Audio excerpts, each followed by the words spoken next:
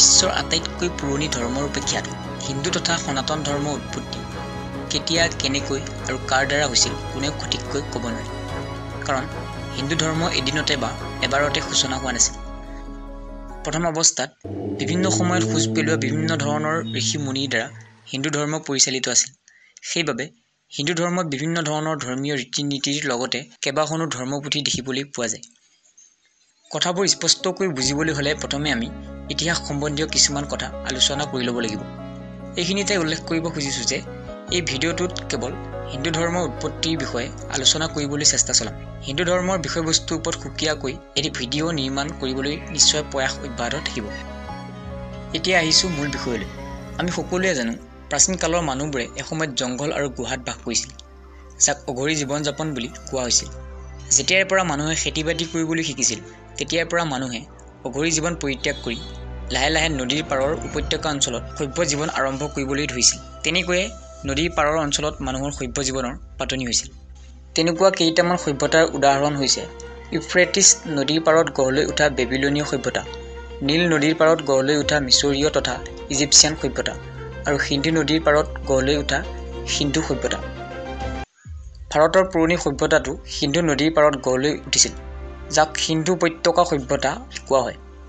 শেহতীয়াকৈ উদ্ধাৰ কাৰ্যত পোহৰলৈ অহা কিছুমান সা সামগ্ৰীৰ পৰা এইটো নিশ্চিত হৈ পৰিছে যে সিন্ধু উপত্যকাত বাস কৰা সেই সময়ৰ পুৰণি হিন্দুবাসীয়ে যি ধৰ্মীয় আস্থাত বিশ্বাস ৰাখিছিল সেয়া বৰ্তমানে দেখিবলৈ পোৱা হিন্দু ধৰ্মৰ সৈতে ক'ৰবাত নহয় ক'ৰবাত সম্পৰ্কিত হৈ আছে। অৱশ্যে হিন্দু ধৰ্ম বুলি ক'লে যিখন ছবি মনলৈ আহে বা আহিছে সেই হিন্দু ধৰ্মৰ আৰম্ভণি বা উৎপত্তি বৈদিক যুগৰ পৰাহে হৈছিল।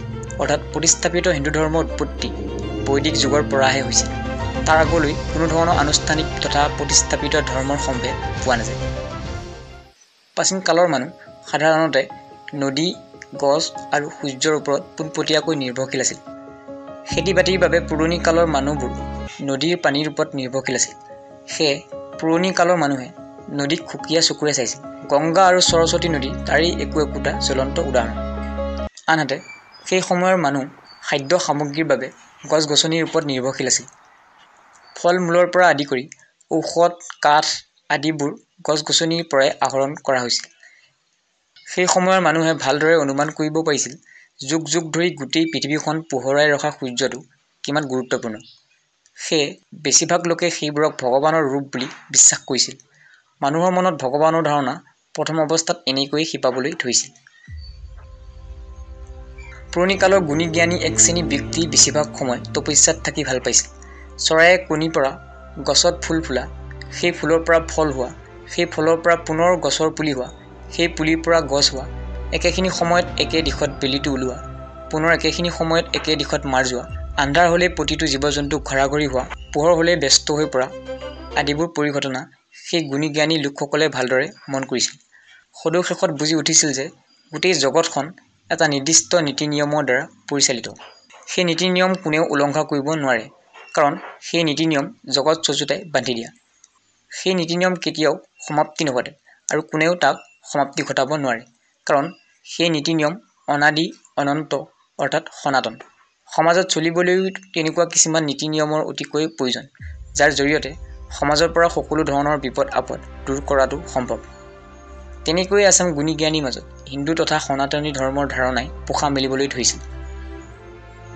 পাছৰ পৰ্যায়ত শ বছৰৰ পিছত বিভিন্ন সময়ত আবিৰ্ভাৱ ঘটা বিভিন্ন ধৰণৰ গুণী জ্ঞানী লোকৰ দ্বাৰা নতুন নতুন ধ্যান ধাৰণাৰ পোখা মেলিবলৈ ধৰিলে। তেনেকৈয়ে সনাতনী ধৰ্ম হৈ পৰিল হিন্দু ধৰ্ম। ধৰ্ম বুলি ক'লে সেই সময়ৰ মানুহৰ মনত হিন্দু, মুছলমান, খ্ৰীষ্টিয়ান আদি ধাৰণাবোৰ মুঠেই অহা নাছিল।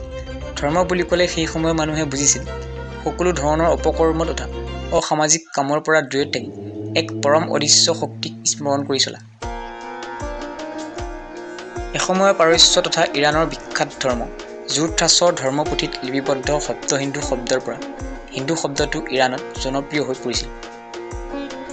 পাৰস্যসকলে ভাৰতৰ এই অংশটোক বুজাবলৈ হিন্দু শব্দটো ব্যৱহাৰ কৰিছিল। এইখন কাস্পিয়ান সাগৰ। ইয়াৰ আশে পাশে অৱস্থিত ঠাইবোৰ আছিল আৰ্যসকলৰ মূল বসতি।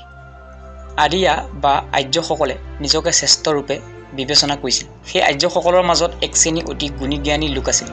সিহঁতৰ কাম আছিল তপস্যাত মগ্ন থকা। অৱশ্যে আৰ্য কোনো জাতি বা জনগোষ্ঠীৰ নাম নাছিল। আৰ্য হৈছে একে ভাষা ব্যৱহাৰকাৰী বিভিন্ন জনগোষ্ঠীয়ে গঠিত মানুহৰ এটা গোট। আৰ্যসকল পশুপালক আছিল। সিহঁতে গৰুক অতি আদৰৰ চকুৰে চাইছিল। সিহঁত ঘোঁৰা চালনাত পাকৈত আছিল বাবে যুদ্ধ বিগ্ৰহত সিহঁত আন জনগোষ্ঠীতকৈ পাকৈত আছিল। যিহেতু আৰ্যসকল পশুপালক আছিল, সেইবাবে সিহঁতে চৰণীয়া পথাৰৰ সন্ধানত পৃথিৱীৰ চুকে কোণে যাবলৈ ধৰিছিল। তেনেকৈয়ে এসময়ত সিহঁতৰ এচাম ভাৰতৰ দিশে আৰু আন এচাম ইউৰোপৰ দিশে গমন কৰিছিল। পাৰস্যদেশৰ বৰ্তমান নাম ইৰাণ। সেই ইৰাণ শব্দটো আৰিয়ান অৰ্থাৎ আৰ্য শব্দৰ পৰা আহিছে। ভাৰতৰ ফালে অহা আৰিয়াসকলৰ বিশেষ এটা দল সিন্ধু নদীৰ দক্ষিণ অংশত অৱস্থিত সপ্ত সিন্ধু নামৰ এলেকাত নিগাজীকৈ থাকিবলৈ লৈছিল। সেই সপ্ত সিন্ধুতে পোনপ্ৰথমবাৰৰ বাবে হিন্দু ধৰ্মৰ প্ৰধান ধৰ্মশাস্ত্ৰ বেদৰ ৰচনা হৈছিল। সপ্ত সিন্ধু হৈছে 7খন নদীৰে গঠিত এটি অঞ্চল। হিন্দু ধৰ্মৰ প্ৰথমখন ধৰ্মশাস্ত্ৰ তথা ঋগ্বেদৰ ৰচনা সেই সপ্ত সিন্ধুতে হৈছিল। বিভিন্ন ধৰণৰ কাৰণৰ বাবে কালক্ৰমত সপ্ত সিন্ধু পৰিত্যাগ কৰি আৰ্যসকলে গংগা নদীৰ পাৰত অৱস্থিত আৰ্যাবৰ্তলৈ ঢাপলি মেলিছিল। লাহে লাহে সেই আৰ্যাবৰ্ত নামৰ অঞ্চলটোতে নিগাজীকৈ থাকিবলৈ লৈছিল। বাকী কেইখন বেদ, যজুৰ্বেদ, অথৰ্ববেদ, সামবেদ আদিৰ ৰচনা সেই আৰ্যাবৰ্ত নামৰ অঞ্চলটোতে হৈছিল। বেদত লিপিবদ্ধ ৰীতি নীতিমতে পৰিচালিত সেই যুগটোক বৈদিক যুগ বুলি কোৱা হৈছিল। বৈদিক যুগত গোটেই সমাজ ব্যৱস্থা সেই সময়ৰ ঋষি মুনিৰ দ্বাৰা পৰিচালিত আছিল। হেমচন্দ্ৰ শইকীয়া নামৰ ইতিহাসবিদ এজনৰ মতে বৈদিক যুগত মূৰ্তি পূজাৰ প্ৰচলন নাছিল। বৈদিক যুগৰ সমাপ্তিৰ পাছত ৰামায়ণ, মহাভাৰত, উপনিষদ, পুৰাণ আদিবোৰ ধৰ্মশাস্ত্ৰ ৰচনা হৈছিল। হিন্দু ধৰ্মৰ প্ৰকৃত নাম আচলতে সনাতন ধৰ্ম। যি সদায় আছিল, সদায় আছে আৰু সদায় থাকিব তাক সনাতন বুলি কোৱা হয়। সনাতন তথা হিন্দু ধৰ্মৰ ধৰ্মীয় বিশ্বাস অনুসৰি সনাতনী ধৰ্ম আগতেও আছিল, এতিয়াও আছে আৰু সদায় থাকিব। গজন, বুৰণ, উৰণ, চলন আদি সকলোতে সনাতন ধৰ্ম বিৰাজমান। সনাতন ধৰ্মৰ মতে ব্ৰহ্মাই গোটেই জগতখন যিদিনা সংৰচনা কৰিছিল সেইদিনাৰ পৰাই সনাতন ধৰ্মৰ প্ৰচলন হৈ আহিছে আৰু জগতখন সমাপ্তি নোহোৱালৈ সনাতন ধৰ্ম জীয়াই থাকিব। অৱশ্যে এদিনতে বা এবাৰতে হিন্দু ধৰ্মৰ উৎপত্তি হোৱা নাছিল। বিভিন্ন সময়ত আৱিৰ্ভাৱ ঘটা গুণী জ্ঞানীসকলৰ দ্বাৰা বিভিন্ন ধৰণৰ নতুন নতুন কথা সমাজত প্ৰচলিত হৈ আহিছিল। সেই কথাবোৰ ভক্তসকলে আখৰে আখৰে পালন কৰাৰ উপৰিও ধৰ্মীয় সকামত মুখে মুখে আওৰাইছিল। সেই কথাবোৰকে কোৱা হৈছিল মন্ত্ৰ। সেই মন্ত্ৰবোৰ একলগ হৈ শেষত ধৰ্মশাস্ত্ৰৰ ৰূপ পাইছিল। মন্ত্ৰবোৰক দুই ধৰণে ভাগ কৰা হৈছিল: শ্ৰুতি আৰু স্মৃতি। শ্ৰুতিবোৰ শুনিবৰ বাবে আৰু স্মৃতিবোৰ মনত ৰাখিবৰ বাবে। সেই মন্ত্ৰবোৰক সাৰোগত কৰিয়েই শেষত এটি ধৰ্মীয় ব্যৱস্থা গঢ় লৈ উঠিছিল, যাক আপুনি বা মই হিন্দু ধৰ্ম ৰূপে চিনি পাওঁ।